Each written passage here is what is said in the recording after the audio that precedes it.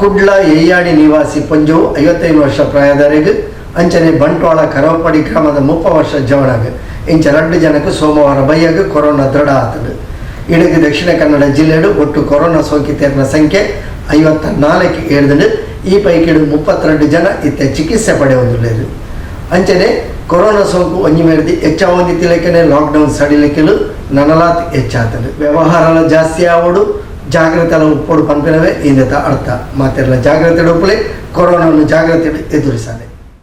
ಕುಡ್ಲ ಎಯ್ಯಾಡಿದ 55 ವರ್ಷ ಪ್ರಾಯದ ಪೊಂಜು ಬೊಕ ಬಂಟ್ವಾಳದ 30 ವರ್ಷದ ಜವಣಗ್ ಇಂಚ 2 ಜನಕ್ಕೆ ಕೊರೋನಾ ಸೋಂಕು ಸೋಮವಾರ ದೃಢ ಆತದು. ಕುಡ್ಲ ಎಯ್ಯಾಡಿದ 55 ವರ್ಷದ ಪ್ರಾಯದ ಪೊಂಜವು ತೀವ್ರ ಉಸಿರಾಟದ ತೊಂದರೆ ಜ್ವರಟ್ಟು ಬಳಲೊಂದಿತ್ತದು. ಕೋವಿಡ್ ಆಸ್ಪತ್ರೆಗೆ ಪರೀಕ್ಷೆಗಿಂದ ಬತ್ತಿನವರೆಗೆ ಕೊರೋನಾ ದೃಢ ಆತನು. ತೀವ್ರ ಉಸಿರಾಟದ ತೊಂದರೆ ಇಂಬೆರೆಗೆ ಕುಡ್ಲ ವೆಲ್ಲಕ್ ಸರ್ಕಾರಿ ಆಸ್ಪತ್ರೆ ICU ಚಿಕಿತ್ಸೆ ನಡಪಾವಂದುಳ್ಳೇರು. ಬಂಟ್ವಾಳ ತಾಲೂಕುದ ಕರಪೋಡಿ ಗ್ರಾಮದ 30 ವರ್ಷ ಪ್ರಾಯದ ಜವಣಿ ಮಹಾರಾಷ್ಟ್ರದ ರಾಯಗಢದ ಬತ್ತದಿತ್ತದು ಕ್ವಾರಂಟೈನ್ ಇತ್ತೇರು. ಐತಾರದ 2 ಪ್ರಕರಣ ಸೇರಿನಂಚ ದಕ್ಷಿಣ ಕನ್ನಡ ಜಿಲ್ಲೆಯ ಒಟ್ಟು ಕೊರೋನಾ ಸೋಂಕಿತರ ಸಂಖ್ಯೆ 54ಕ್ಕೆ ಏರಿದು.